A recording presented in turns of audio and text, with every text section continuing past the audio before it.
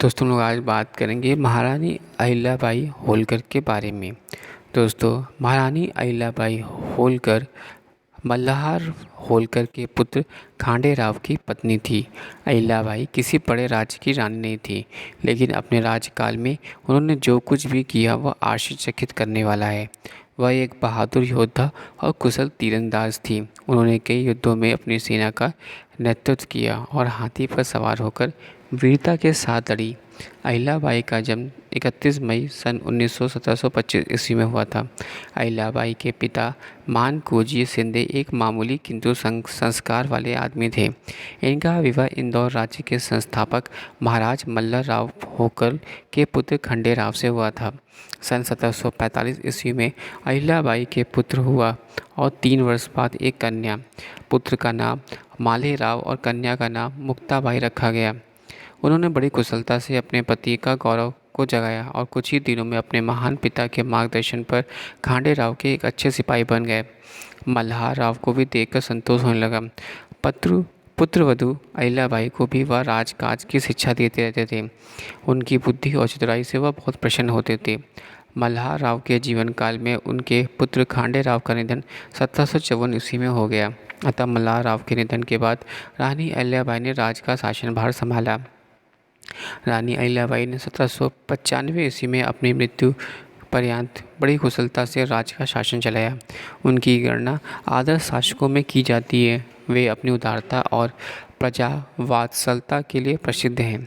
उनके एक पुत्र भी था मालेराव, जो कि 1766 ईस्वी में दिवंगत हो गया। 1767 ईस्वी में अहिल्याबाई ने तकोजी होलकर को सेनापति नियुक्त किया। रानी अहिल्याबाई ने भारत के भिन्न भिन्न भागों में अनेक मंदिरों, धर्मशालाओं और अन्य सत्रों का निर्माण कराया।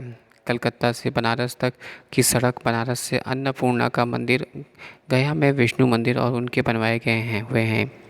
इन्होंने घाट बंधवाए, कुएं और बावड़ियों का निर्माण करवाया, मार्ग बनवाए, भूखों के लिए अन्न क्षेत्र खोले, प्यासों के लिए प्याऊ बिठलाई, मंदिरों में विद्वानों की नियुक्ति, शास्त्रों के मनन चिंतन और प्रवचन हेतु उन्होंने अपने समय के हलचल में प्रमुख भाग लिया। रानी अहिल्याबाई ने इसके अलावा काशी, गया, सोमनाथ, अयोध्या, मथुरा, हरिद्वार, द्वारिका, बद्रीनारायण, रामेश्वर, जगन्नाथपुरी इत्यादि प्रसिद्ध तीर्थ स्थान पर मंदिर बनवाए और धर्मशाला भी खुलवाए। मल्हार राव के भाई बंधु के तुकोजी राव होलकर एक विश्वासपात्र युवक था।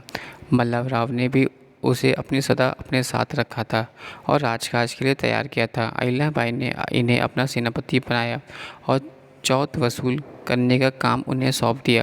वैसे तो उम्र में तुकोजी राव होलकर और अहिल्याबाई से बड़े थे, परंतु तुकोजी ने उन्हें अपनी माता के समान ही मानते थे और राज का काम पूरी लगन और सच्चाई के साथ करते थे। अहिल्याबाई का उन पर इतना प्रेम और विश्वास था कि वह भी उन्हें पुत्र जैसा मानती थी।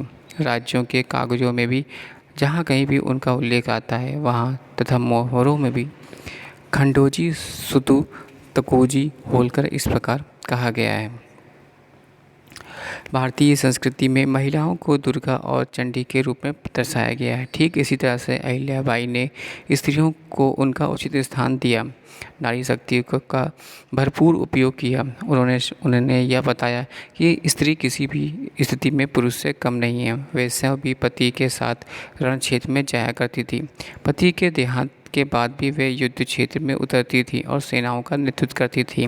अहिल्याबाई के गद्दी पर बैठने के पहले शासन का ऐसा नियम था कि यदि किसी महिला का पति मर जाए तो उसका पुत्र ना हो तो उसकी संपूर्ण संपत्ति राजकोष में जमा कर दी जाती थी। परंतु अहिल्याबाई ने इस कानून को बदल दिया और मृतक की विधवा को यह अधिकार दिया गया कि वह पति द्वारा छोड़ी हुई संपत्ति की वारिस रहेगी और अपनी इच्छा अनुसार अपने उपयोग में लाए और चाहे तो सुख भोगे या अपनी संपत्ति से जन कल्याण के काम करे।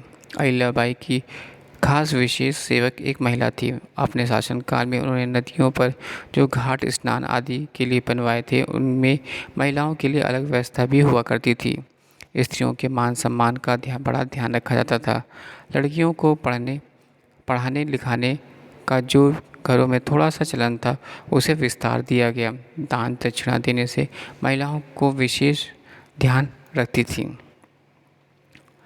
आगे बात करते हैं तो राज्य की चिंता का भार और उस पर प्राणों से भी प्यारे लोगों का वियोग, इस सारे शोक भार को अहिल्याबाई का शरीर अधिक नहीं संभाल सका और 13 अगस्त 1795 ईस्वी को उनकी जीवन लीला समाप्त हो गई। अहिल्याबाई के निधन के बाद तकुजी इंदौर की गद्दी पर बैठा। Thanks for watching sharing.